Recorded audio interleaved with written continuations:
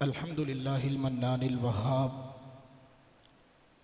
वस्सलातु वस्सलामु अला मन अरसला लिइज़हारिस सवाब व अलल आलि वल अस्हाब व अला मन तबिअहुम इला यौमिल हिसाब। क़ाल अल्लाहु तबारक व तआला फ़िल क़ुरआनिल मजीद वल फ़ुरक़ानिल हमीद अल्लज़ीना इम्मक्कन्नाहुम फ़िल अर्दि अक़ामुस्सलाह व आतवुज़्ज़काह व अमरू बिल मअरूफ़ व नहौ अनिल मुनकर वलिल्लाहि आक़िबतुल उमूर। सदक़ल्लाहु मौलानल अज़ीम व सदक़ रसूलुहुन नबियुल करीमुल अमीन। इन्नल्लाहा व मलाइकतहु युसल्लूना अलन नबी या अय्युहल्लज़ीना आमनू सल्लू अलैहि व सल्लिमू तस्लीमा। तमामी अहबाब ज़ुबान के ताले खोलकर शैतान की कमर तोड़कर सीने की पूरी कुव्वत को सर्फ करते हुए अपने आका व मौला की बारगाह में मोहब्बत के साथ झूम झूम कर दुरूद व सलाम का नजराना पेश फरमाएँ। सलात व सलाम अलैका या सय्यदी या रसूल अल्लाह व अला आलिका व अस्हाबिका या सय्यदी या हबीब अल्लाह। सलात व सलाम अलैका या सय्यदी या नबी अल्लाह व अला आलिका व अस्हाबिका या सय्यदी या नूर अल्लाह। मौला या सल्ली व सल्लिम दाइमन अबदा अला हबीबिका खैरिल खल्क़ि कुल्लिहिम मुहम्मदुन ताजु रुसलिल्लाहि कातिबतन मुहम्मदुन सादिकुल अक़वालि वल कलिमी मुहम्मदुन ज़िक्रुहु रूहुल लिअन्फुसिना मुहम्मदुन शुक्रुहु फ़र्दुन अलल उममी। मौला या सल्ली व सल्लिम दाइमन अबदा अला हबीबिका खैरिल खल्क़ि कुल्लिहिम। रब्बे ज़ुल जलाल के फ़ज़ल और तौफ़ीक़ से आज हमें दो कौमी नज़रिया सेमिनार में शिरकत की सआदत हासिल हो रही है। मेरी दुआ है कि अल्लाह रब्बुल इज़्ज़त हमारे प्यारे पाकिस्तान को सलामत रखे और जिस मकसद के लिए ये मुल्क हासिल किया गया था हमें वो मकसद हासिल करने की तौफ़ीक़ अता फरमाए। चूँकि इस्लाम में दीन की जामाइयत इस अंदाज की है कि दुनिया के उमूर को दीन की तालीमात का हिस्सा करार दिया गया है और दुनिया के उमूर का कंट्रोल दीन को दिया गया है। और इस बुनियाद पर कुरान और सुन्नत में हुकूमत, हुक्मरान और रियाया की मुख्तलिफ हिदायत की वजाहतें की गई हैं। बिलखुसूस पाकिस्तान के बशिंदगान आम मुसलमानों से इस मौजू में मुनफरिद भी हैं कि बर्रे सगीर पाको हिंद के मुसलमानों ने हिजरत मदीना के बाद अल्लाह के नाम पर इतनी बड़ी हिजरत की कि जहां और उसी नजरिया की बुनियाद पर कि जो नजरिया मदीना शरीफ की स्टेट का नजरिया था कि जहां पर उस स्टेट की असास किसी रंग पर नहीं थी, किसी की मिसल पर नहीं थी, किसी जुबान और किसी जोग्राफिये का मदार नहीं रखा गया था, बल्कि ला इलाहा इल्लल्लाह मुहम्मदुर रसूलुल्लाह की बुनियाद पर जिस तरह मदीना शरीफ की स्टेट इस सफ़ाए हस्ती पर बनी तो उसकी खैरात में और उसी नजरिया के ज़ेरे साया बर्रे सगीर पाको हिंद के मुसलमानों को ये एजाज़ मिला कि उन्होंने ज़मीन के ऊपर एक ऐसी सल्तनत कायम की कि जिसकी बुनियाद ला इलाहा इल्लल्लाह मुहम्मदुर रसूलुल्लाह है। दोस्तान मुकर्रम, ये सदियों का जो तवील सफ़र था, तकरीबन 3 सदियों की जिद्दोजहद थी कि जिसमें कुर्बानियों की एक बहुत बड़ी दास्तान है। बिल आखिर रब्बुल जलाल ने रमज़ानुल मुबारक के मुक़द्दस महीने में अल्लाह के फजलो करम से ये कुर्बानियाँ रंग लाईं। 3 सदियों की जिद्दोजहद जिसमें हमारे मशाइख और हमारे उलमा ने और हमारी अवाम ने भरपूर किरदार अदा किया। बिल आखिर कुफर को शिकस्त हुई और रब्बुल जलाल ने अहले ईमान को अज़मतों से सरशार फरमाया। इस सिलसिला की हसीन कोशिशों का सबसे हसीन मंजर वो है कि जब 1946 में बनारस सुन्नी कॉन्फ्रेंस का इनेकाद किया गया, वो सदियों का जो तवील सफ़र था, काफिले उस मंजिल के करीब हुए और बनारस की सरजमीन पर 500 मशाइख और 7,000 उलमा और 2 लाख अवाम अहले सुन्नत इकट्ठे हो गए।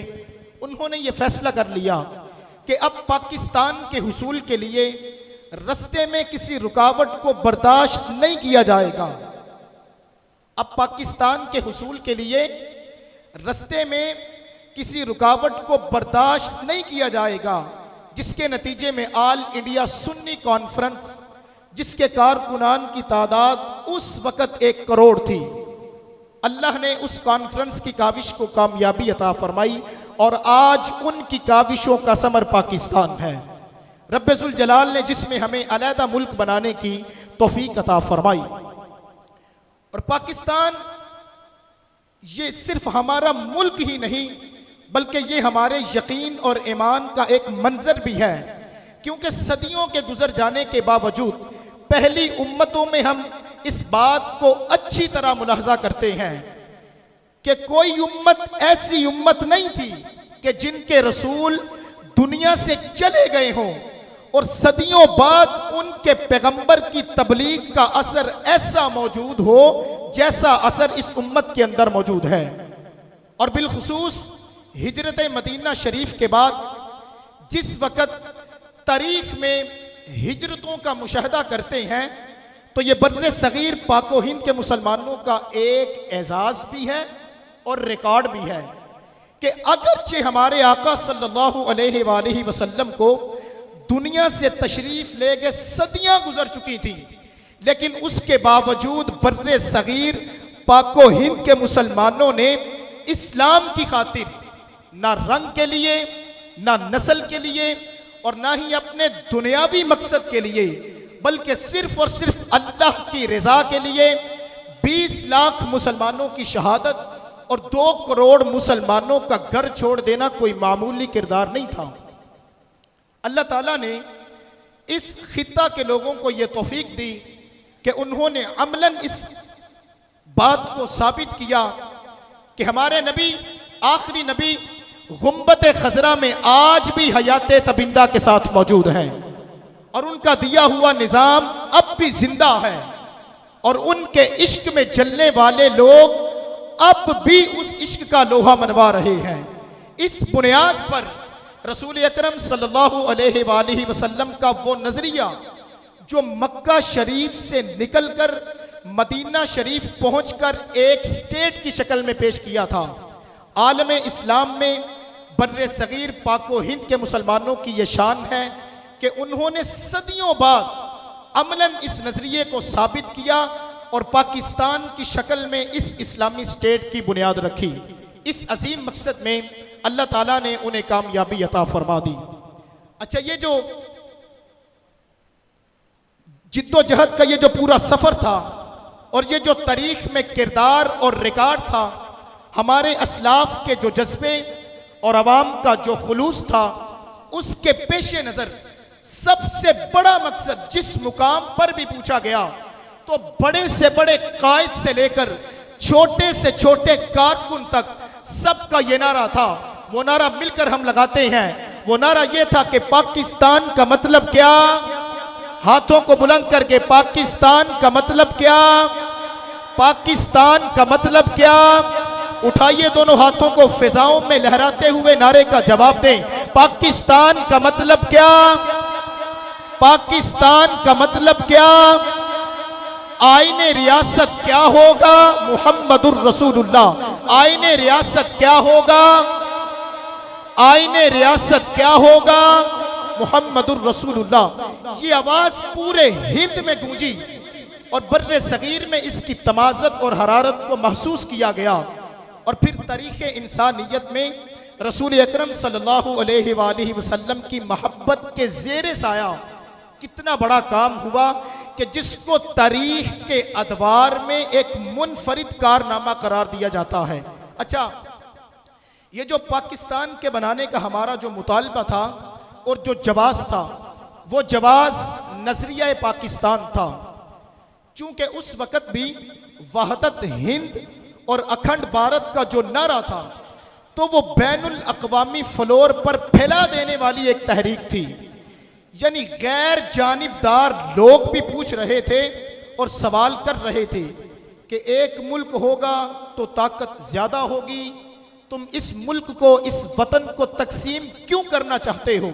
तो बानिए पाकिस्तान कायदे आज़म से भी यही सवाल हुआ कि ये दुश्मनों की ये चाल है जो हिंद को तकसीम करना चाहते हैं ताकि हिंद की ताकत ख़त्म हो जाए और इस हिंद को तकसीम करके वो कमज़ोर करना चाहते हैं। तो बानिए पाकिस्तान ने उस वक़्त वजाहत की और उस वक़्त से लेकर आज तक हर बच्चा ये ऐलान करता है कि हमारे बुजुर्गों ने बरतानवी साम्राज्य के झांसे में आकर इस मुल्क की कोशिश नहीं की थी, बल्कि उन्होंने कुरान और सुन्नत का पैगाम अपनी रूह में जज़ब किया था। जब बदर के मैदान में रसूल अकरम सल्लल्लाहु अलैहि वसल्लम अपने 313 मुजाहिद लेकर जिस वक़्त अबू जहल के मुकाबले में आ गए, तो उनमें इस लिहाज से फ़र्क नहीं था कि इलाका जुदा हो, जोग्राफिया जुदा हो, तहजीब जुदा हो, रंग जुदा हो, नस्ल जुदा हो, जुबान जुदा हो, बल्कि उनकी एक जुबान थी, एक कल्चर था, आपस में रिश्तेदारियां भी थी, बाप बेटा आपस में मुकाबले में भी थे। लेकिन उसके बावजूद फैसला कुन जंग हुई जिसका मदार सिर्फ और सिर्फ कलिमा इस्लाम पर था। एक तरफ उम्मत को एक मानने वाले हैं, हजरत मोहम्मद को अल्लाह का आखिरी नबी मानने वाले हैं, तो दूसरी तरफ अल्लाह ताला के बागी और भगौड़े हैं, सरकश हैं, रसूल अकरम सल्लल्लाहु अलैहि वसल्लम की नबुव्वत के गद्दार हैं। तो ये जो बदर के मैदान में जो तमाज़त थी, उससे इस्लाम याने हिंद ने इस बात को अखज़ किया और कुरान और सुन्नत के सैकड़ों नसूस से ये बात कशीद कर ली कि हम रसूल अकरम सल्लल्लाहु अलैहि वसल्लम की सुन्नत पे चलते हुए ये नहीं देखेंगे कि ये हमारा लगता क्या है, इसका बरादरी में हमारे साथ ताल्लुक क्या है। हम सिर्फ और सिर्फ ये देखेंगे कि इसने हमारे वाला कलमा पढ़ा है या नहीं पढ़ा। तो जो कलमा गो है वो दुनिया के किसी भी कोने में रह रहा हो, वो हमारा भाई है। और जो हमारे कलमे पर नहीं, अगरचे वो हमारी माँ की गोद में पैदा हुआ है, तो वो हमारा भाई नहीं है। ये वो बुनियाद थी कि जिस पर बर्रे सगीर के मुसलमान चल निकले और जिसको दो कौमी नजरिए से ताबीर किया जाता है। हमारे असलाफ की कोशिशों ने और सदियों की जो जिद्दोजहद थी, उसके बाद वो दिन आया कि रब्बुल जलाल ने हमें दो कौमी नजरिए की बुनियाद पर यह आज़ाद सल्तनत अता फरमाई। और दो कौमी नजरिया हकीकत में वो नजरिया है जो रसूल अकरम सल्लल्लाहु अलैहि वसल्लम ने खुद फरान की चोटी पे खड़े होकर पेश किया था। मक्का शरीफ से इस आवाज को बुलंद किया, उस वक़्त के तागूत के मुकाबले में निकले तो अल्लाह ताला ने कदम कदम पर कामयाबियां अता फरमाई। बर्रे सगीर पाको हिंद में जिस वक़्त हम दो कौमी नजरिए की बात करते हैं, तो सबसे मुअस्सर आवाज़ शेख सरहंद हज़रत मुजद्दिद अल-फ़सानी रहमतुल्लाहि ताला अलैह की है कि जिन्होंने अकबर के खुद साख्ता दीन इलाही के मुकाबले में दो कौमी नजरिया पेश किया। जिन्होंने अकबर के खुद साख्ता दीन इलाही के मुकाबले में दो कौमी नजरिया पेश किया और फिर से इस्लाम को एक नई ताज़गी अता फरमाई।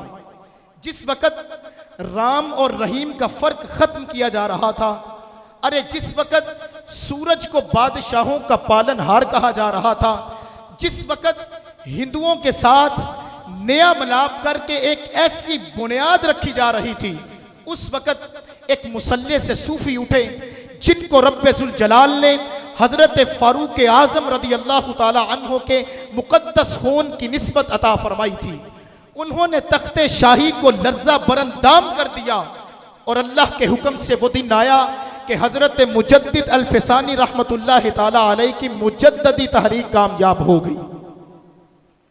हजरत मुजद्दिद अल-फिसानी रहमतुल्लाह ताला अलैह की जो मुजद्ददी तहरीक थी वो कामयाब हो गई। अगरचे उन्हें गवाल यार के कले में बंद होना पड़ा, मगर उनका सोज दुनिया के कोने कोने में फैल गया। यहां तक के बर्रे सगीर पाको हिंद में वो दिन आया कि हजरत मुजद्दिद अल-फिसानी रहमतुल्लाह ताला अलैह ने अपने अफकार की रोशनी में नए सिरे से दो कौमी नजरिए का प्रचार करते हुए हिंद के बच्चे बच्चे को बेदार फरमाया। फिर हमारे सामने हजरत इमाम फजल हक खैराबादी रहमतुल्लाह ताला अलैह का वो नारा मस्ताना है जो उन्होंने बरतानवी साम्राज्य के जबड़े तोड़ने के लिए लगाया था। उन्होंने काले पानी की सजा तो बर्दाश्त कर ली, खलीज बंगाल के मशरिक में आज भी उनकी कब्र से हुर्रियत की अजानें आती सुनाई देती हैं। हजरत फजल हक खैराबादी रहमतुल्लाह ताला अलैह के फतवों से बरतानवी साम्राज्य की नींदें हराम हो गई और फिर से बर्रे सगीर पाको हिंद के मुसलमानों को एक नया जज्बा मिला। फिर से इस्लाम यानी हिंद के अंदर बेदारी का एक नया जज्बा पैदा हुआ। ऐसे माहौल में मुसलमान आने हिंद का जवान जज्बा था और कुरान और सुन्नत के साथ उनका प्यार था और दीन की हरारत थी कि उन्होंने अपनी हिकमत अमली को तय कर लिया। उन्होंने अपनी हिकमत अमली को तय कर लिया और प्लानिंग के साथ कोशिश करते रहे। अल्लाह रब्बुल इज्जत ने इस दो कौमी नजरिए की बुनियाद पर यह आजाद सल्तनत अता फरमा दी। ये दो कौमी नजरिया जाहिदों के जुहद का खुलासा भी है और आबिदों की इबादत का निचोड़ भी है, जो मुफक्किरीन के अफकार का गुलदस्ता भी है, जो मुहद्दिसीन की तालीमात का एक रोशन बाब भी है। उन असलाफ की मेहनतों की कदर ये है कि आज उस पर पहरा दिया जाए और पाकिस्तान नाम की जो मस्जिद है, जो सतह जमीन पर जो मस्जिद है, इसको जो मंदिर बनाने की साजिशें हो रही हैं, उनके खिलाफ वक़्त का बहुत बड़ा जिहाद है। दोस्तों मुकर्रम, पाकिस्तान का जवाब भी दो कौमी नजरिया है तो बका भी दो कौमी नजरिया है। इस मुल्क के हुसूल का सबब दो कौमी नजरिया है तो इस मुल्क की गर्जो गायत भी दो कौमी नजरिया है। हमने ये मुल्क इस बुनियाद पर हासिल किया था कि यहाँ पर मदीना शरीफ का निज़ाम राइज कर दिया जाए और जहाँ पर मक्का शरीफ की वो तालीमात राइज कर दी जाए, यहाँ किसी पर सितम ना हो, यहाँ किसी के हुकूक पर डाके ना डाले जाएं, अरे यहाँ पर लोगों में करप्शन ना हो, यहाँ पर हुकूक का वो निज़ाम हो जो निज़ाम रसूलुल्लाह ने अता फरमाया है। कुरान मजीद में इसका ऐलान कर दिया गया है। खालिक कायनात जल्ल वाला इरशाद फरमाता है, अल्लज़ीना इम्मक्कन्नाहुम फिल अर्द अक़ामुस्सलाह व आतवुज़्ज़काह व अमरू बिल मारूफ व नहौ अनिल मुनकर वलिल्लाहि आक़िबतुल उमूर।